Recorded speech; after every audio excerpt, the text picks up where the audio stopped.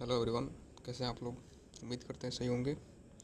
तो आज हम लोग पार्ट्स ऑफ स्पीच के बारे में डिस्कस करेंगे कि पार्ट्स ऑफ स्पीच क्या होता है। तो पार्ट्स ऑफ स्पीच जो होता है वहीं से इंग्लिश स्टार्ट होता है। सबसे पहले हम लोग लेटर के बारे में सोचते हैं। लेटर से वर्ड बनता है और वर्ड से सेंटेंस बनता है, सेंटेंस से कॉम्प्रिहेंशन बनता है। तो सबसे पहले लेटर्स के बारे में हम लोग जानते हैं कि लेटर्स 26 होता है। इसमें वावल और कॉन्सोनेंट होते हैं और उसके बाद बनता है वर्ड। लेटर से बनता है वर्ड। तो वर्ड में हम लोग देखते हैं कि वर्ड को कितने पार्ट में क्लासीफाई करते हैं हम लोग। तो वर्ड का क्लासिफिकेशन ही पार्ट्स ऑफ स्पीच है। तो parts of speech are the building blocks of language. They are the categorized into which words are grouped based on their function and meaning। मतलब कि हम लोग वर्ड को क्लासीफाई करते हैं, कैटेगराइज करते हैं, उसको बांटते हैं हम लोग उसके फंक्शन और मीनिंग के आधार पे कि कहाँ उसका यूज़ कैसे हो रहा है। ठीक है। तो 8 टाइप का होता है। सबसे पहला है noun, pronoun, verb, adjective, adverb, preposition, conjunction और इंटरजेक्शन। ये हमारा बेसिक क्लास होने वाला है, इसलिए इसमें हम लोग थोड़ा थोड़ा ही इंट्रोडक्शन केवल देखेंगे। तो यहाँ पे नाउन है। तो नाउन क्या होता है? तो a noun is a word that names a person, place, things और आइडिया।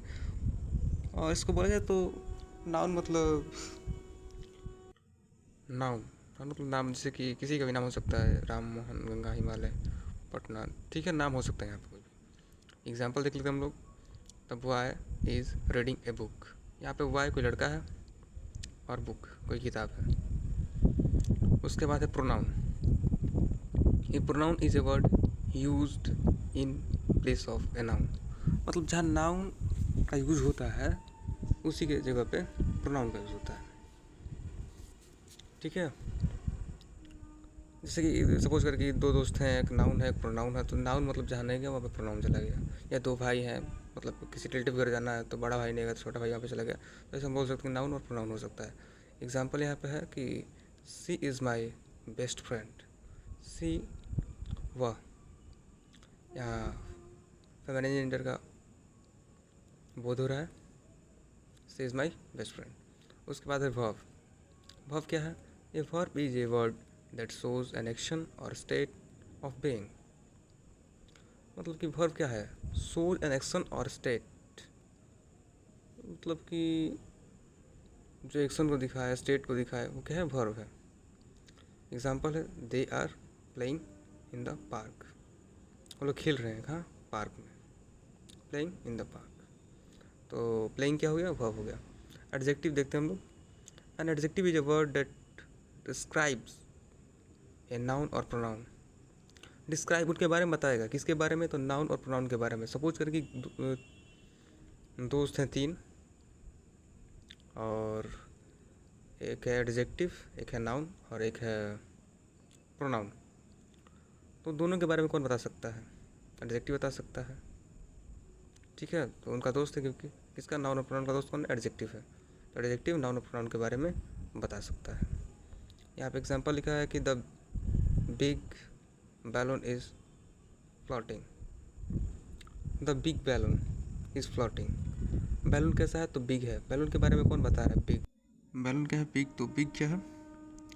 बिग एडजेक्टिव है और बैलून नाउन है। ठीक है। तो नाउन के बारे में जो बताएगा वो एडजेक्टिव, प्रोनाउन के बारे में जो बताएगा वो adjective. What I am saying so understand. हम जो बोल रहे समझ रहे हो आप लोग? उम्मीद करते हैं जो समझ रहे हो हम बोल रहे हैं। ठीक है, नेक्स्ट देखते हैं। उसके बाद है adverb. An adverb is a word that describe a verb, adjective और अनदर एडवर्ब। मतलब कि जो एडवर्ब है वो 3 चीज़ के बारे में बताता है। कौन कौन? किसके किसके बारे में? तो वर्ब के बारे में, एडजेक्टिव के बारे में और दूसरे एडवर्ब के बारे में। एग्जाम्पल यहाँ पे दिया हुआ है, सी सिंग्स ब्यूटीफुली।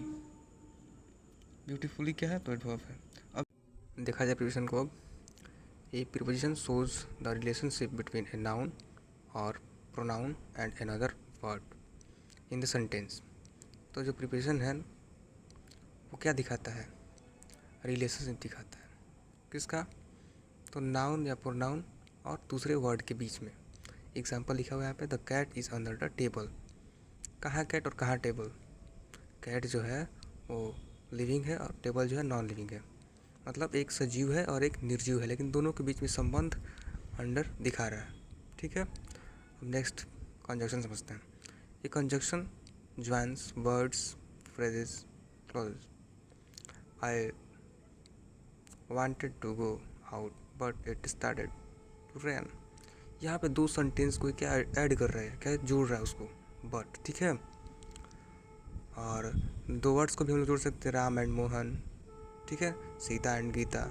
तो एक कंजक्शन है, कंजक्शन मतलब जोड़ने वाला। ठीक है, और इसके बाद है interjection.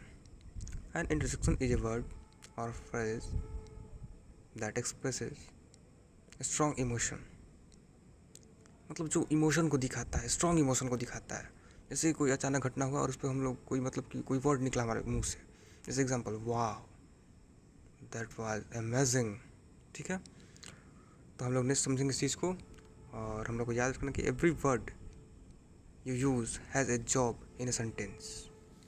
Understanding part of speech help you speak and write more clearly and correctly.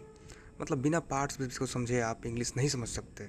ठीक है, क्योंकि इंग्लिश में जितना भी आपको वर्ड मिलेगा वो पार्ट्स ऑफ स्पीच से हो ना हो रिलेट ज़रूर करेगा। तो ठीक है, अगर वीडियो अच्छा लगा हो तो आप लोग लाइक सब्सक्राइब और शेयर कीजिएगा, और इसी प्रकार अगर वीडियो आप लोग और चाहिए तो इस पर कमेंट कीजिएगा।